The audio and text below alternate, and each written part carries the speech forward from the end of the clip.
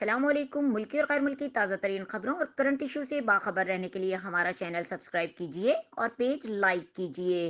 रुक करेंगे कराची का, जहां से रिपोर्ट कर रहे हैं हमारे नुमाइंदे सैयद सफ़ीर हुसैन नकवी। शौहर की लाश के टुकड़े करके बीवी आराम से सो गई। एक बार फिर आपको बताते चलें, शौहर की लाश के टुकड़े करके बीवी आराम से सो गई। सफाक बीवी शौहर को कत्ल करके इसके टुकड़े कर दिए। मुलजिमा वारदात के बाद आराम से सो गई। पुलिस ने गिरफ्तार करके मुकदमा दर्ज कर लिया। इस हवाले से पुलिस ने मीडिया को तफसीलात से आगाह करते हुए बताया कि कराची के इलाके सदर में खातून के हाथों शौहर का कत्ल हुआ, जिसके बाद मुलजिमा को गिरफ्तार कर लिया गया।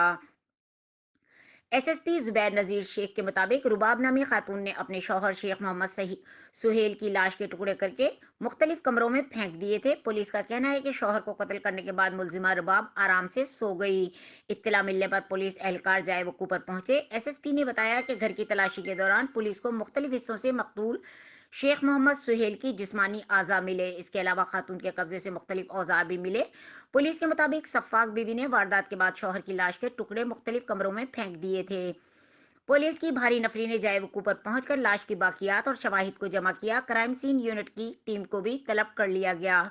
मुलजिम मुलजिमा रुबाब के खिलाफ मुकदमा दर्ज करके वाक़े की मजीद तहकीकात की जा रही है। मुलजिमा दौरान गिरफ्तारी और दौरान तफ्तीश नशे में मदहोश थी। इसने अपने इब्तदाई बयान में कहा कि मुझे इंसाफ नहीं मिला, इसलिए मैंने ये काम किया। पुलिस का कहना है कि मकतूल के बेटे के मुताबिक मजकूरा खातून 7 साल से वालिद के साथ रह रही थी और बज़ाहिर ये भी बताया जा रहा था कि मुलजिमा इसकी दूसरी बीवी थी। पुलिस के मुताबिक मकतूल और मुलजिमा की शादी को फिलहाल शवाहिद नहीं मिले। हालिया शवाहिद बयान के मुताबिक मुलजिमा रुबाब ने अकेले ही कत्ल किया है, सफ़ाकाना वारदात अंजाम दी। पुलिस हुक्काम का कहना है कि वारदात के बाद मुलजिमा ने आराम से कपड़े तब्दील किए और सुकून से सो गई। जाए वकू से औजार बरामद कर लिए गए। खातून नशे में है और उसका मेडिकल भी करा लिया गया है। रिपोर्ट आना अभी बाकी है। मजीद खबरों और अपडेट के लिए देखते रहें के न्यूज़ चैनल इंटरनेशनल।